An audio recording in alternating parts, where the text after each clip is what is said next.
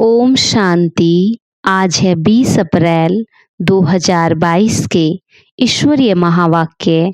आज बाबा ने कहा, मीठे बच्चे, जो खुशी खुद को मिली है वो सबको देनी है। तुम्हें सुख शांति बांटने का धंधा करना है।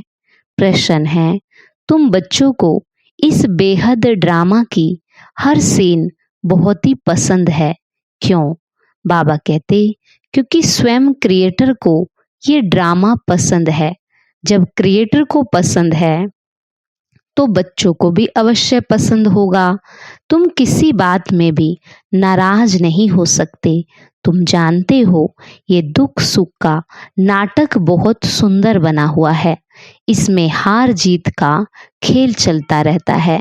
इसे खराब कह नहीं सकते। दिन भी अच्छा तो रात भी अच्छी। इस ड्रामा में जो भी पार्ट हुआ उसे खुशी से बजाने वाले बहुत मजे में रहते हैं। इस बेहद नाटक की नॉलेज का सिमरण करने वाले सदा हर्षित रहते हैं। बुद्धि भरपूर रहती है। गीत है, हमारे तीर्थ न्यारे हैं। ओम शांति। वास्तव में स्कूल में कोई गीत नहीं गाए जाते। ये पाठशाला है, फिर भी यहाँ गीत क्यों गाए जाते हैं? सतयुग में तो ये गीत नहीं गाए जाते हैं। अभी हम लोग बैठे हैं संगम पर, इसलिए भक्ति और गीतों आदि को लेकर उसका अर्थ समझाते हैं। मनुष्य तो अर्थ समझते ही नहीं। हम अभी न यहाँ हैं और न वहाँ हैं, हम बीच में बैठे हैं, तो इनका थोड़ा आधार लेते हैं। बच्चों को ज्ञान और भक्ति का राज तो समझाया गया है। इस समय तुम ज्ञान सुन रहे हो। भविष्य के लिए पुरुषार्थ कर कोई प्रारब्ध बनावे, ऐसा कोई मनुष्य नहीं। तुम पुरुषार्थ करते हो भविष्य नई दुनिया के लिए। मनुष्य दान पुण्य आदि करते हैं दूसरे जन्म के लिए। वो है भक्ति और ये है ज्ञान। कोई कहते भी हैं ज्ञान, भक्ति और वैराग्य सन्यासियों का है हद का वैराग्य, तुम्हारा है बेहद का वैराग्य। वो लोग घर बार से वैराग्य दिलाते, दुनिया से नहीं। वह यह जानते ही नहीं कि तमो प्रधान जड़ जड़ीभूत सृष्टि है, इनका विनाश होना है, क्योंकि कलफ की आयु बड़ी लंबी बना दी। अब बाप बैठ समझाते हैं, बुद्धि भी कहती है ये बात तो बिल्कुल ही ठीक है। मुख्य बात है पवित्रता की, जिसके लिए वह घर बार छोड़ते हैं। तुम सारी पुरानी दुनिया को बुद्धि से भूल जाते हो, पवित्र बनते हो। पवित्र दुनिया में जाने के लिए तुम्हारी यात्रा है बुद्धि की। कर्मेंद्रियों से कहाँ जाना नहीं है। तुम्हारा शारीरिक कुछ भी नहीं चलता। अभी हम रूहानी बाप के पास जाते, वो जिस्मानी यात्राएं तो अनेक है। कब कहाँ जाएंगे, कब कहाँ? तुम्हारी बुद्धि एक तरफ ही है। इसको अव्यभिचारी भक्ति कहे तो भी हो सकता है। तुम एक को याद करते हो, उन सब की भक्ति है व्यभिचारी। अनेकों को याद करते तुम्हारी है अव्यभिचारी रूहानी यात्रा, जिसमें हम जा रहे हैं वापिस अपने घर। वो लोग निर्वाण धाम को घर भी नहीं समझेंगे। कहते हैं पार निर्वाण गया।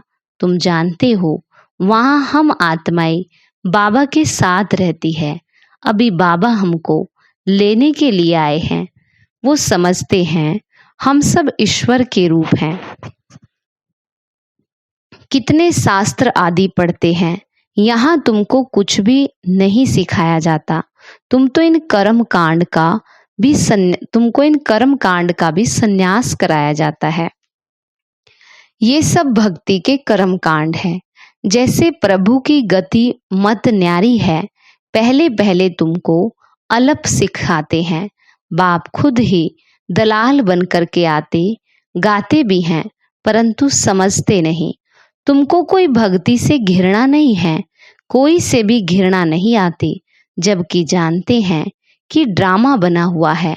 हाँ, समझाते जरूर हैं कि इस पुरानी छीछी दुनिया को छोड़ना है, वापिस जाना है। जब भक्ति में थे तो भक्ति से प्यार था, गीत आदि सुनने में मौज आती थी। अब समझते हैं वह तो कोई काम के ही नहीं थे। सुनने में कोई हर्जा नहीं है, परंतु जानते हैं ये भी भक्ति की एक एक्ट है। हमारा अब उनसे बुद्धि योग टूट ज्ञान से जुट गया। ज्ञान और भक्ति दोनों को तुम जानते हो। मनुष्यों को जब तक ज्ञान ना मिले तो भक्ति को भी बहुत अच्छा समझते हैं। हम जन्म जन्मांतर भक्ति करते आए, भक्ति से स्नेह बढ़ गया। अब हमारी बुद्धि में है ये दुख सुख हार जीत का बना हुआ ड्रामा है, तो उन पर रहम आता है। क्यों ना उन्हों को भी रचयिता और रचना का ज्ञान मिल जाए तो बाबा का वर्षा पा सके। जो खुशी अपने को मिली वो दूसरों को भी देनी चाहिए। बाबा कहते सिंध वृत्ति यानी विदेश में बिजनेस करने जाने वाले जब देखते हैं कि फलानी जगह धंधा अच्छा चलता तो अपने मित्र संबंधियों को भी राय देते कि फलानी जगह चलो, वहां कमाई बहुत अच्छी होगी। तुम जानते हो इस रावण के राज्य में दुख ही दुख है। मनुष्यों को ये मालूम ही नहीं कि ज्ञान क्या चीज है। साधु संत भी नहीं जानते कि इस ज्ञान से स्वराज्य मिलता। पूछते हैं इस ज्ञान से क्या प्राप्ति होती है, तो लिखा जाता शांति और सुख दोनों मिलते हैं, सो भी अविनाशी। किसको सुख शांति का धंधा हाथ आ जाता तो फिर उसमें ही लग पड़ते। हाँ, जिस्मानी सर्विस भी कुछ समय के लिए करनी पड़ती है। सत्संग का टाइम भी सुबह और शाम को ही होता है। माताओं को घर का बंधन रहता है तो उन्हों के लिए फिर दिन का टाइम रखा जाता है। सुबह का टाइम सबसे अच्छा है, फ्रेश माइंड होता है। जो सुनते हो उनको फिर धारण करके उगारना है। दुनिया में ये किसको मालूम ही नहीं कि निराकार परमात्मा भी पढ़ाने आते हैं। भगवान वाच तुमको राजयोग सिखलाकर नर से नारायण बनाता हूँ। ये योग बड़ा नामी ग्रामी है। मनुष्य विनाशी धन का दान पुण्य करते हैं तो राजाई घर में अच्छा जन्म लेते हैं। यहाँ तो तुम 21 जन्म का वर्षा पा रहे हो। तुम सब कुछ दान करते हो 21 जन्म के लिए, फिर कोई भी पद पाने के लिए पुरुषार्थ नहीं करना पड़ेगा, पद फिक्स हो जाता है।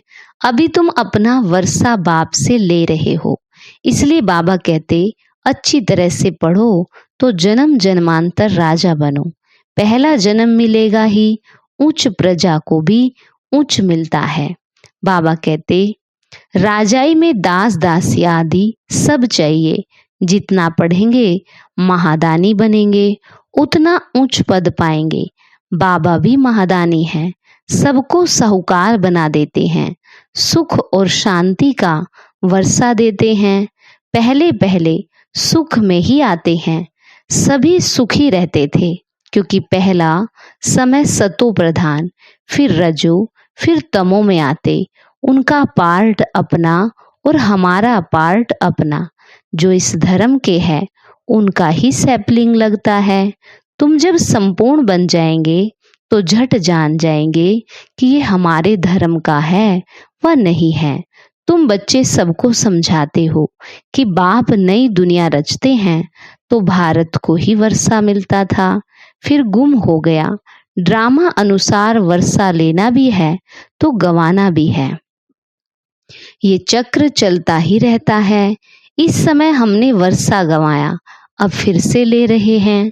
लक्ष्मी नारायण के राज्य का किसको भी पता नहीं, इसलिए पूछा जाता है कि लक्ष्मी नारायण को ये राज्य कब और कैसे मिला। जैसे उन्होंने कृष्ण को आगे रख लक्ष्मी नारायण को गुम कर दिया और हम फिर लक्ष्मी नारायण को आगे रख कृष्ण को गुम कर देते हैं। लक्ष्मी नारायण तो है ही, सतयुग के नारायण वाच तो हो न सके। बाबा कहते हैं मैं आता ही हूँ संगम पर। लक्ष्मी नारायण ने जरूर आगे जन्म में संगम पर ही राज्य लिया। लक्ष्मी नारायण ही 84 जन्म भोग अब अंतिम जन्म में हैं। लक्ष्मी नारायण को भी राज्य देने वाला जरूर कोई होगा ना, तो भगवान ने ही दिया। इस समय तुम बिल्कुल ही बेघर हो, फिर प्रिंस बन जाते हो। प्रिंस का तो जरूर राजा महाराजा के पास ही जन्म होगा। अभी तक भी कोई अच्छे अच्छे राजाएं हैं जिनका प्रजा पर बहुत प्यार रहता है। अभी तुम जानते हो हम राजयोग सीख रहे हैं, जिससे हम राज्य भाग्य पाते। हमको ये निश्चय है, क्योंकि ये अनादि ड्रामा है, हार जीत का खेल है। जो होता है वो ठीक है। क्या क्रिएटर को ड्रामा पसंद नहीं होगा? जरूर पसंद होगा, तो क्रिएटर के बच्चों को भी पसंद होगा। हम घृणा कोई से नहीं कर सकते। ये तो समझते हैं कि भक्ति का भी ड्रामा में पार्ट है। ड्रामा सारा अच्छा है, बुरा ड्रामा क्यों कहेंगे? ड्रामा का राज बुद्धि में है, जो तुमको समझाते अभी भक्ति का पार्ट पूरा होता। अब पुरुषार्थ करके बाप से वर्षा लेना है। बाबा कहते हैं ये सब आसुरी संप्रदाय है, इसमें घृणा की तो बात ही नहीं। ईश्वरीय संप्रदाय और आसुरी संप्रदाय का तो खेल है। वह कोई अपने को दुखी समझते थोड़ी हैं, भक्ति करते रहते हैं और समझते हैं कि एक दिन भगवान आकर भक्ति का फल देगा। घर बैठे कोई ना कोई रूप में भगवान आकर के मिलेगा, और सन्यासी लोग समझते हैं हम आपे ही चले जाएंगे निर्वाण धाम। अपने पुरुषार्थ से तत्व के साथ योग लगाते हैं और समझते हैं हम लीन हो जाएंगे। दुनिया में अनेक मत है, बाबा आकर एक मत बनाते हैं, समझाते हैं कि ये ड्रामा अनादि बना हुआ है, बहुत ही सुंदर नाटक बना हुआ है।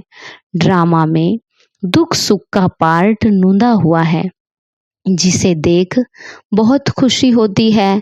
ये बेहद का खेल बड़ा फाइन बना हुआ है, सो तो सबको पसंद ही आना चाहिए।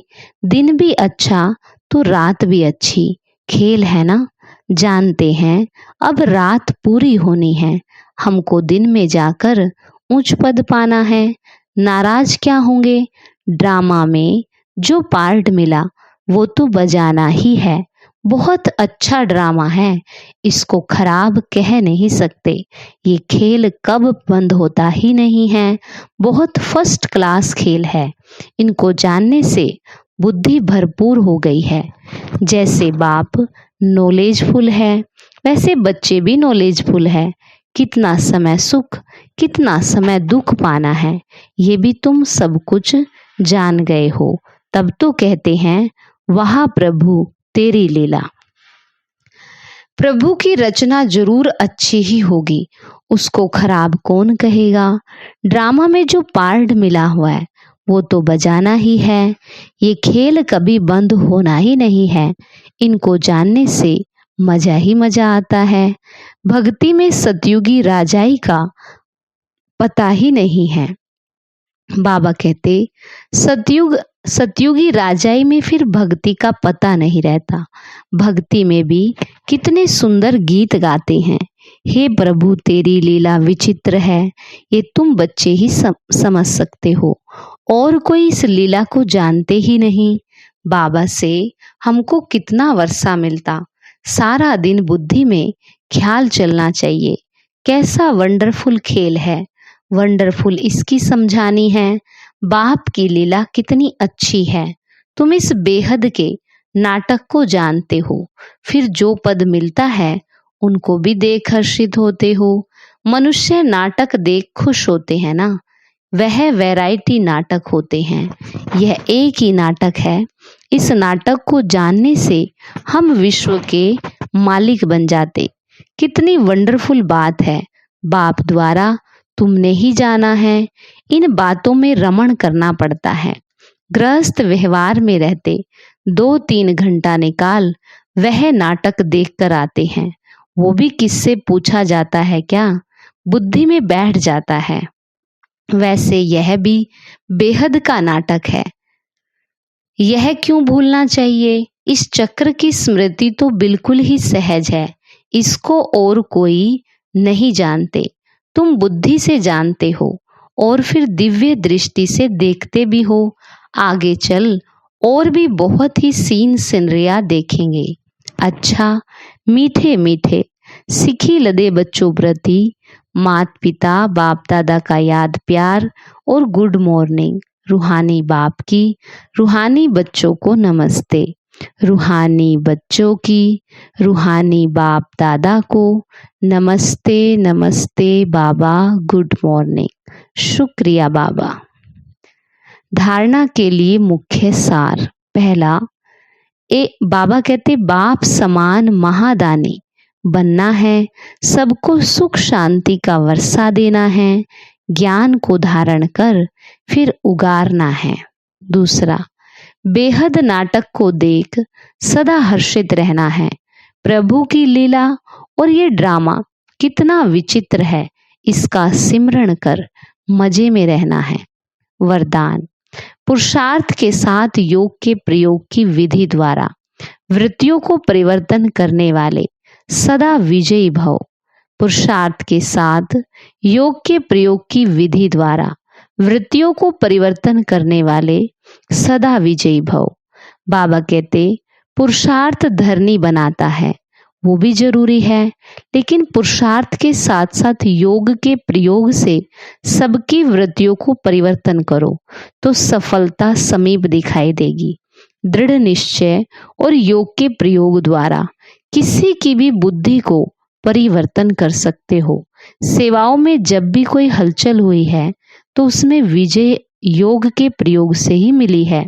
इसलिए पुरुषार्थ से धरनी बनाओ, लेकिन बीज को प्रत्यक्ष करने के लिए योग का प्रयोग करो, तब विजयी भाव का वरदान प्राप्त होगा। स्लोगन, सेवा द्वारा पुण्य की पूंजी जमा करने वाले ही पुण्य आत्मा हैं। सेवा द्वारा पुण्य की पूंजी जमा करने वाले ही पुण्य आत्मा हैं। आज का स्वमान है, मैं सदा विजयी आत्मा हूँ। मैं सदा विजयी आत्मा हूँ। अच्छा, ओम शांति।